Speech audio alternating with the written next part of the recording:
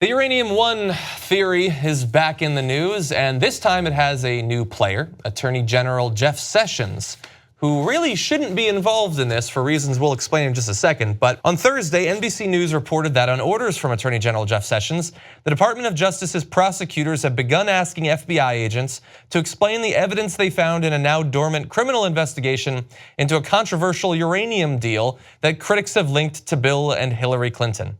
Now, what's interesting about that is that earlier this year, during his confirmation hearing, Jeff Sessions told the Senate Judiciary Committee, with regard to Secretary Clinton and some of the comments I made, I do believe that they could place my objectivity in question. I've given that thought. I believe the proper thing for me to do would be to recuse myself from any questions involving those kinds of investigations that involve Secretary Clinton and that were raised during the campaign or to be otherwise connected to it. And what's interesting about that is that this was while he was testifying before the Senate. And we found a reference, you're never gonna have heard this before, but federal law makes perjury a felony, subject to up to 5 years in prison. Now, is he gonna go to jail? Of course he's not going to go to jail, but only because we allow them to perjure themselves and we do absolutely nothing about it.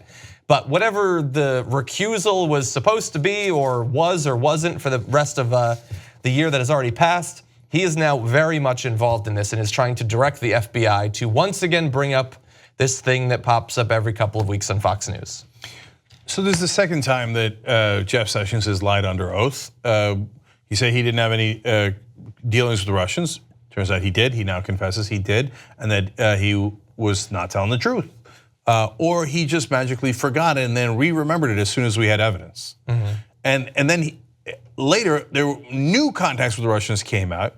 And then he re-remembered that he had done the right thing in telling one of the Trump staffers to not go to Russia and set up a meeting with Trump. It's funny the things he re-remembers. That one, yeah. Yeah.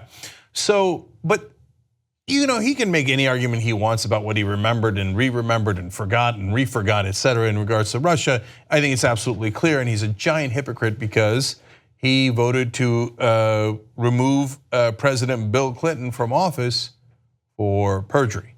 Okay, so giant hypocrite. On this issue, his perjury is right out in the open.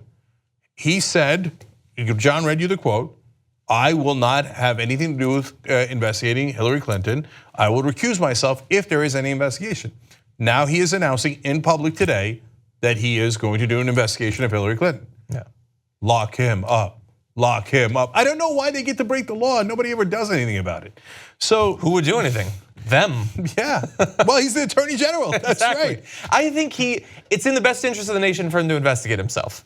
Probably not gonna happen though. We can turn back to this in just 1 second, but I do wanna bring up one fun little moment that I think a lot of people noticed on Twitter if you like to follow people that drive you crazy. So, hold on just 1 second. So understand, if you haven't been following this Uranium One story, it is Sean Hannity's favorite thing that has ever been a thing. And he loves it and he talks about it a lot. And he's mad that the mainstream media won't talk about it more, even though they have and they've described what is actually known to have happened and it doesn't line up with the right-wing fantasies about it, but he's mad that his narrative isn't more widely believed. And so then he tweets out this, and he says, hey, fake news CNN and conspiracy TV NBC News, read and learn about the uranium story, as reported by, you can see on the bottom, NBCnews.com. So, what are you talking about? Well, apparently they did read and they did learn, hence they ran the story. So he's what a goober. I believe that's the definition of a self-own. Yeah, I mean, look, at the point that you tweet it, you're kind of screwed. You can either delete it or not, and if you delete it, it looks bad too, so he's kind of boned at that point. But he looks like an idiot. Oh, so correction, it's a self-bone. This is actually investigating your political opponents.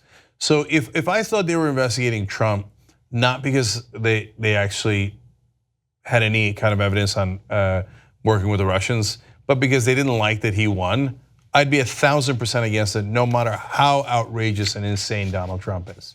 I think that they have real evidence in the situation with Russia. But we can't just go around investigating our political opponents. Yeah. If Bernie Sanders had won and he said, should I put Hillary Clinton in jail? If he listened to me at all, I'd have been like, no! I find it hard to imagine. That's insane, yeah. Right? And by the way, this isn't about Hillary Clinton, just so you're clear.